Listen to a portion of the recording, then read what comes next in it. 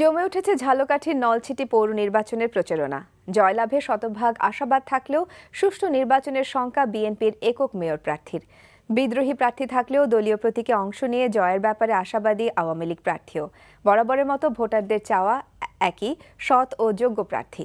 ঝালকাঠি প্রতিনিধি K M সবুজের পাঠানো রিপোর্ট। জীবনানন্দের স্মৃতি বিজড়িত ধানসিঁড়ি মিশেছে সুগন্ধা নদীর সাথে।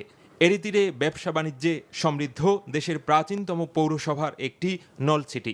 2011 সালে সর্বশেষ পৌর নির্বাচনে মেয়র নির্বাচিত হন বিএনপি সমর্থিত প্রার্থী মোহাম্মদ মুজিবুর রহমান। এবারও বিএনপির একক প্রার্থী হিসেবে ভোট যুদ্ধে ধানের শীষ প্রতীক নিয়ে।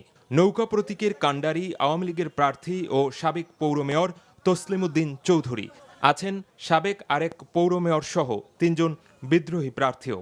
যদি আল্লাহ আমাকে নির্বাচিত করেন তাহলে এই পৌরবাসীকে দ্বিতীয় শ্রেণীর থেকে ইনশাআল্লাহ এই পৌরসভাকে আমি প্রথম শ্রেণীতে উন্নীত করব এবং নাগরিক সুবিধা আমি বৃদ্ধি করব। এখানে নলছিটিতে 70% ভোট আমাদের পক্ষে। এই ভোট যাতে সঠিক নির্বাচিত হয়, আমি পুনরায় আবার মেয়র নির্বাচিত হব ইনশাআল্লাহ।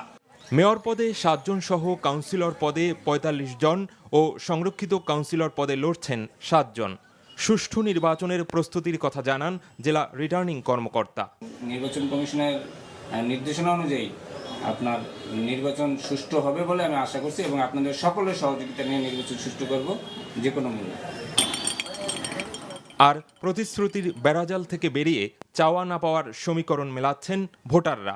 আমাদের রাস্তাঘাট যে করবে, কামকাজ সুন্দর করবে, এলাকায় সালিশি সংস্থা ভালো করবে, এই ধরনের লোকেরই আমরা ভোট দেবো। সন্ত্রাসমুক্ত এবং এলাকার উন্নয়ন যে করতে পারবে ভালো এবং যে কাজবাজ ভালো করতে পারে তারই মনে হয় সবাই আমাদের তারই প্রয়োজন।